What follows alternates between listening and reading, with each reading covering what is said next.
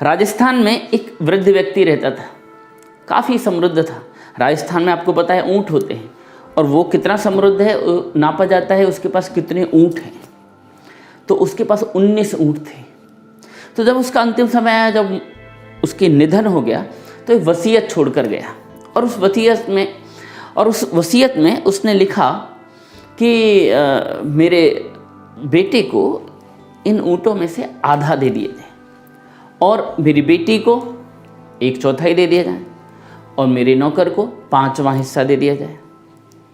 वसीयत लिख के चला गया।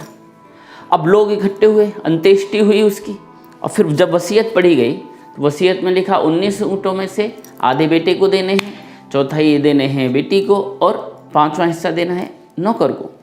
अब सबके सामने प्रश्न खड़ा हो गया, कैसे करें, कैसे बंटवारा करें? एक ऊँट को तो काटना पड़ेगा, कैसे करें?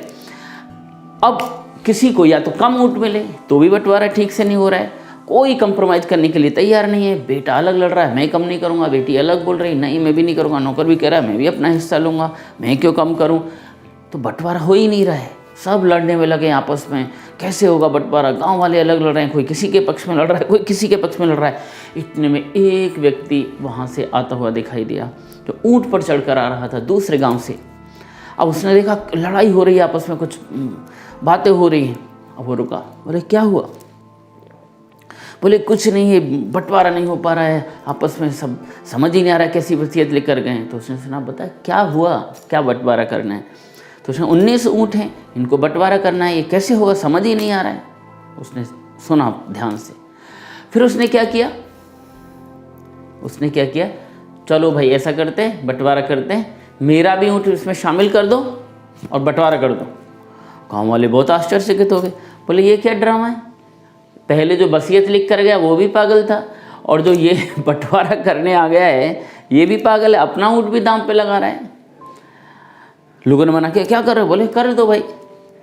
अब बंटवारा शुरू हो गया। अब ऊँट हो गए 20। अब 20 में से आधा हिस्सा किसको देना है? बेटे को, तो उसको 10 दे दिए। 1/4 हिस्सा किसको देना है? बेटी को, तो 5 दे दिए उस 20 में से। और 5वां हिस्सा किसको देना है? नौकर को, तो 4 दे दिए। 10, 5, 15 और 4, 19। 19 ऊँट बच गए, बंटवारा हो गया, एक बच गया।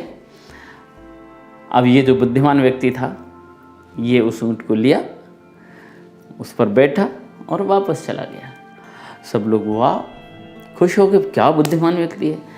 ऐसे ही हम अपने जीवन में, हमारे जीवन में भी ऐसे 19 ऊँट हैं।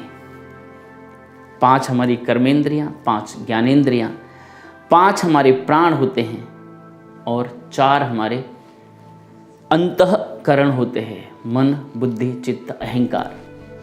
इन 19 के बंटवारे में हम लगे रहते हैं। कभी कोई इम्बैलेंस हो जाता है, कभी कोई इम्बैलेंस हो जाता है, ठीक से बंटवारा ही नहीं हो जाता। कभी कोई किसी के साथ खड़ा होता है, कभी कोई कंप्रोमाइज करने के लिए तैयार नहीं है।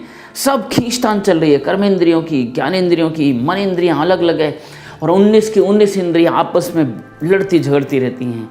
और तब तक लड़ती हैं जब तक ईश्वर रूपी मित्र रूपी ऊँट हमारे साथ मिलता नहीं। और जब वो मिल जाता है तो हमारे जीवन में सुख, आनंद, सब कुछ आ जाता है, और चैन के साथ सारी चीज़ें, संयम के साथ सारी इंद्रियां, सारी कर्मेंद्रियां, ज्ञानेंद्रियां, अंतःकरण, 5 प्राण बैलेंस हो जाते हैं, और फिर जीवन में आनंद और सुख आ जाता है ठीक से। तो ऐसे ही हमें जीवन में ईश्वर रूपी मित्र को रखना चाहिए, जो हमारे जीवन में सुख और आनंद देगा। Thank you very much. अगले गुरुवार फिर मिलते हैं सुबह 9 बजे। Thank you.